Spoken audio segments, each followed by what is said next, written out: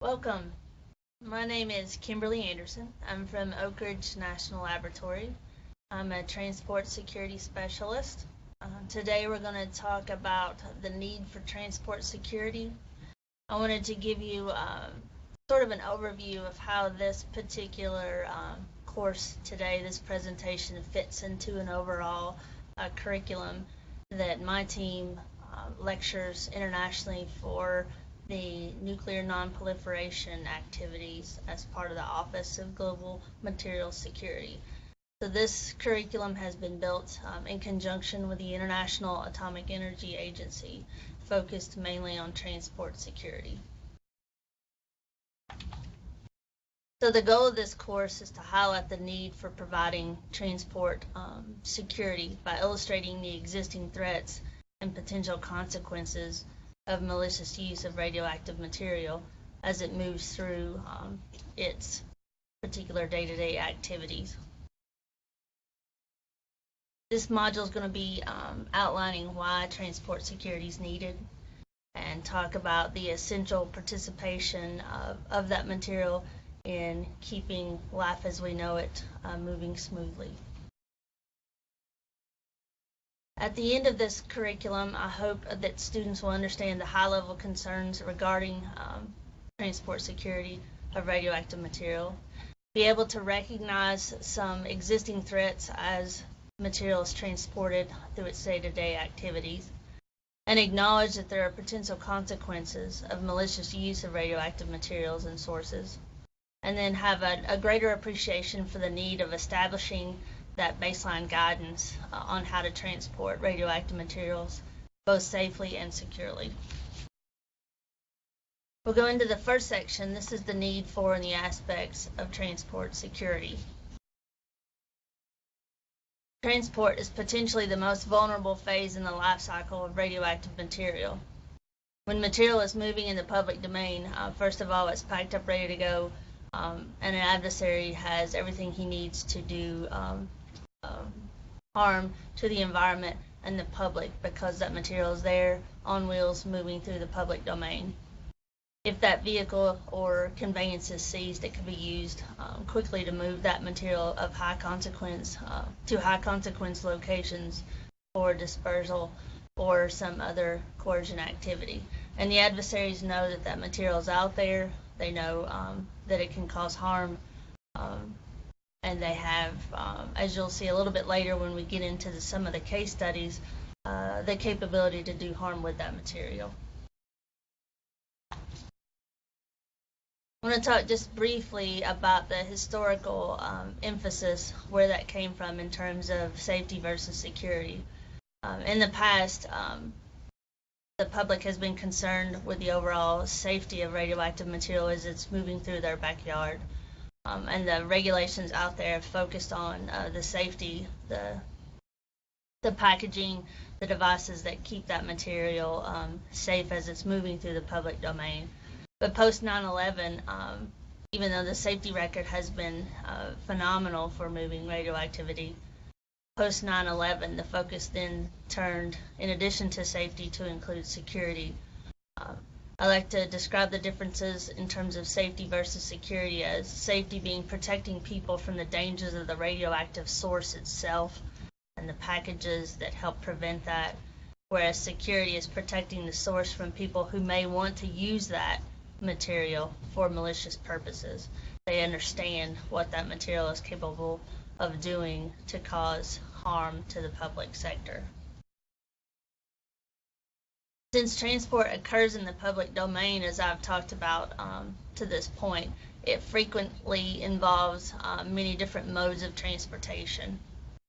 You can have material leaving a particular port city, then transitioning over to air travel, and then once it arrives at its destination at the airport, then offloaded onto trucks and then highways and into your local city, then unloaded into its particular location. In terms of radioactivity, the radioactive material, where few, if any, armed guards are included in this transport activity. Therefore, you've got much longer response times as you get out in some of these more isolated areas, no one with a particular shipment outside of the driver that can alert that a situation is warranting additional assistance. And those shipments provide that adversary the opportunity to select the location of an attack. They can pre-position supplies, predicting the routes based on regular day-to-day activities, the main highways that those materials have to move on. They can also get their personnel ready to go to initiate a particular plan that we'll talk about a little later in some of the case studies. And of course, they can figure out which locations the materials are coming into based on the individual ports that are very common, and then proceed from there. There are many aspects of transport security, as it's one of the most complex, being that it involves multiple national authorities. On the slide previous to this, where I talked about the different modes of transportation, you can imagine all the different regulatory bodies that would be involved as that material moves from, let's say, a port in the Philippines into somewhere in California, and then offloaded and trucked across the United States. Therefore, you're going to have many different regulators, many different operators, lots of different potential response forces that if a problem was identified, they're going to have to communicate in terms of different districts, different responsibilities as that moves through. So this can present a very challenging situation and something that needs to be regulated, thought through, and planned as these particular shipments move through the public sector. The aspect there being that it's very important that operators understand and recognize malicious activity, and they're able to communicate that. They understand what the plan should be. That's all detailed in their transport security plans, and most importantly, whenever at all possible, that they drill and practice those activities. Moving into the next section, potential radiological malicious acts, I wanted to talk just a little bit about how that material, what transport security tries to focus on preventing. First of all, theft and use of a nuclear weapon or radioactive material. Stealing that material to make a nuclear explosive device. Also, sabotage of any facility or transport of sabotage of a facility or the vehicle that would be involved in that nuclear or radioactive material transport. And then theft of that material to disperse or expose the public sector, or coercion for different activity. Some potential mechanisms for radiological malicious acts can also include a radiation exposure device, simply stealing that material and putting it in the public domain. This can cause both public, economic, and social impact of the fear and the concern associated with radioactive material, and then depending upon where that material is placed, can cause some serious economic impact. Another potential is a radiological dispersal device, or also known as RDD. This is where you take the radioactive material and you couple that with some sort of explosive device. You may have heard the term dirty bomb. This would be a situation that could also have significant economic and social impact. And then finally, another option is the sabotage of a shipment of radioactive material. Moving into some of the malicious threats. This slide shows over the last 40 to 50 years some of the examples of radioactive material malicious use cases throughout the world. In red, you're going to see the terror-related events. Yellow indicates extortion, and then blue that very little is shown on this map, other personal events. On the left-hand side, you're going to see the incidents by country, with the white being 0 incidents through red 14 to 18 incidents. As you notice, the United States is in red, also the former Soviet Union. So lots of concerns there in terms of malicious use cases that we'll get into a little bit later in this presentation. So what is radiological threat? Well, threat has 2 components. First of all, you have to have the intent, which has been demonstrated, and capability, which is what transport security must prevent. The intent being that desire or interest in doing a malicious event or sabotaging transport, and the capability includes that the individual or individuals have the ability to obtain that material, as well as knowing how to utilize it effectively. So when you combine intent and capability, that's the radiological threat that we're discussing. What I wanted to do in this slide was give you a few examples, some case studies of specific examples of intent. In the upper left-hand corner, a case in 2001 in Bulgaria, where Al-Qaeda sought to purchase some spent fuel for a dirty bomb that I mentioned a little bit earlier. 2010, Al-Qaeda calls for the attack on warships carrying nuclear weapons. Again, that's intent to sabotage a particular shipment. Moving to the lower left-hand corner, 5 college students, all U.S. citizens from Virginia, were arrested in 2009 on suspicion of plotting a terrorist attack, including targeting a specific nuclear plant. So there you have that intent. They're wanting to target a specific location and malicious activities associated with that.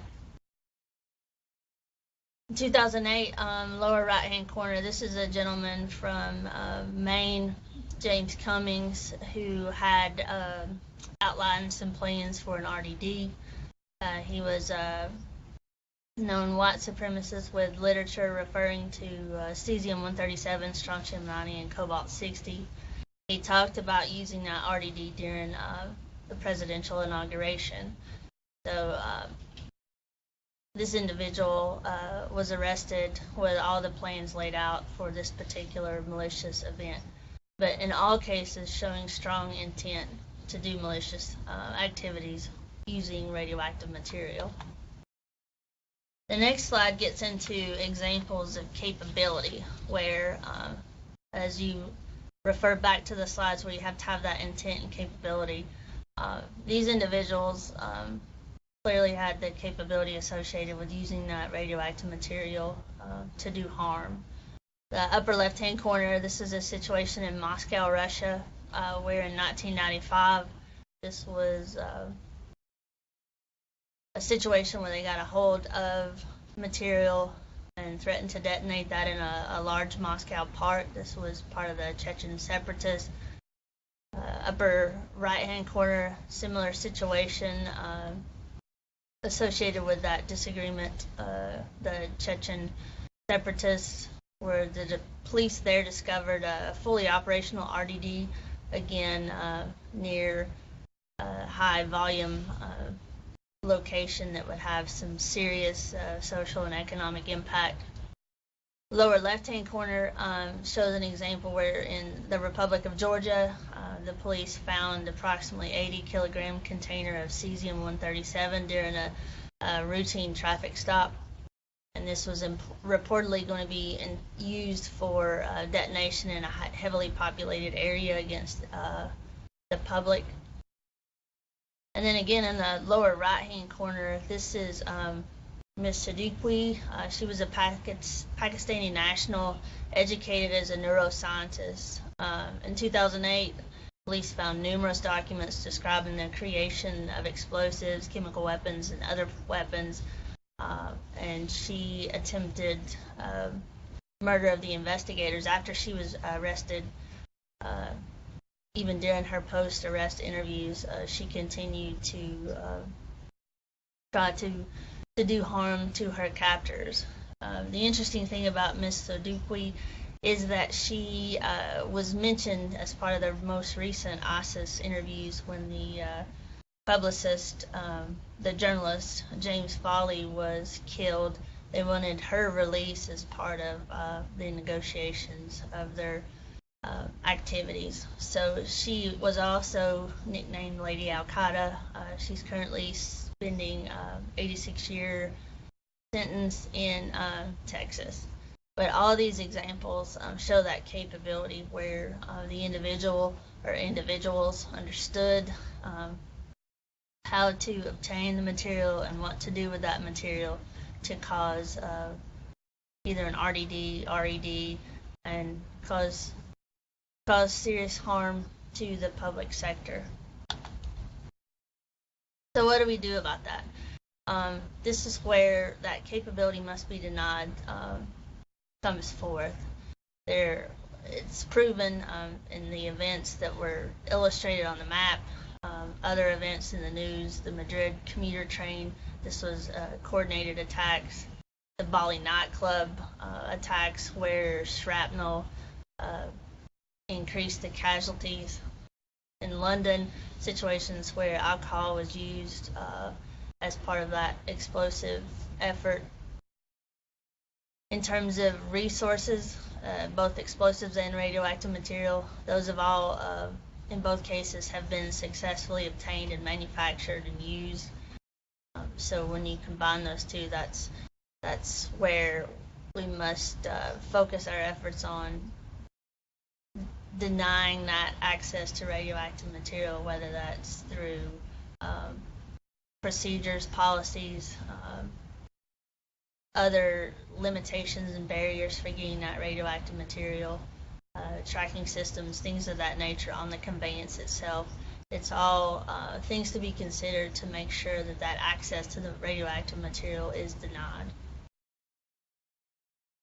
Moving into the risk and consequences of radioactive material dispersal. First of all, contamination of the environment. That in itself can cause some serious social and economic impacts. There's known fear, concern in the public about radioactive and nuclear material, and that's always in the back of the public's mind. Of course, radiation doses with some subsequent increase in latent cancers and oftentimes fatalities. That's a definite significant consequence of dispersal of radioactive material. I've touched on the economic impacts, the social disruption, and I'll go into a specific case study a little bit later that discusses that. Again, the psychological impacts, effects of any sort of radioactive material release or potential release. And then the waste remediation, the cleanup associated with such an event would be extraordinary, and that would feed into additional economic impacts. What I'd like to focus on right now is a specific incident, Guyana, in September of '87. This was probably one of the most serious radiological accidents ever to have occurred. This again was not a security incident, but more focuses on the safety concern that needed to be addressed, but also feeds into education and understanding and an appreciation for radioactive material. But in this case, cesium-137 teletherapy source was taken from an abandoned radiological clinic. This was essentially scrap scavengers that had stolen the source for not to do malicious intent or any harm to society, but they really just wanted it for the potential value of the material itself. So in their attempt to dismantle and capture that scrap metal, the capsule was ruptured, which released the cesium chloride, which is a very highly soluble and readily dispersible material. Caused a lot of contamination, a lot of problems in the environment. Lots of individuals were contaminated. There were some fatalities. Lots of contaminations to buildings, homes. The next slide shows you just the volume of individuals. They had to monitor 112,000 people as a result of this accident. There were about 250 people contaminated. 28 of those had serious radiation injuries, 8 acute radiation syndrome. There were 4 fatalities within a month of the actual event. 85 houses were contaminated, and about 2,000 kilometers of roadway had to be monitored. So this just shows the breadth of when an incident can occur. So you can only imagine if there was actual intent to do conduct a malicious event associated with that type of material, just how the numbers would look. This is a little dated in terms of the overall cost of that event, but in terms of escalation costs would be probably around $75–80 million to clean up just that particular event. That was about 10 years for the city to recover from that event. 730 workers were involved in the overall decontamination process, but it took a long time, a lot of people, a lot of resources, and again, that was not an event that involved any sort of malicious activity or individuals with the capability to do significant harm to the public sector. So that just gives you a general flavor of what could happen.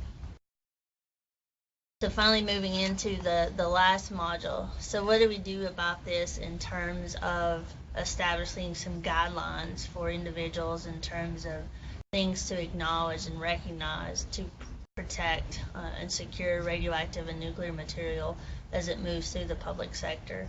First of all, the IAEA and member states recognized that guidance was needed for all the materials that we've been talking about today. They moved out on implementing an implementing guide as part of a nuclear security series. That's Nuclear Security Series number 9 that was issued back in 2008 by the IAEA, and its primary basis. It is the primary basis for this training course in terms of understanding what elements need to be included in the planning process and how to implement a safe and secure transport security regime.